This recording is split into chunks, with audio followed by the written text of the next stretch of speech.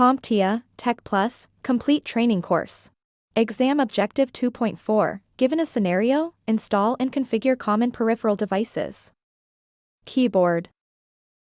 A keyboard is a peripheral device used to input data and commands into a computer or other electronic device.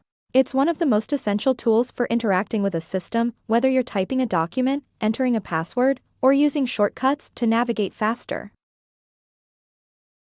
When configuring a keyboard in Windows 11, you will notice the configuration options are spread out between Control Panel and Windows settings.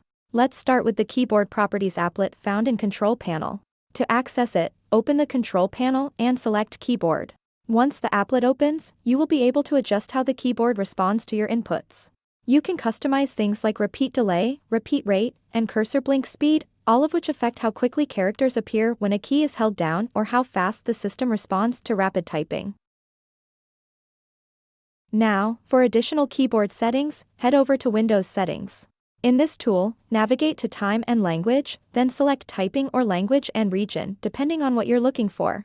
Here, you can add new keyboard layouts, set a default input language, or switch between different input methods.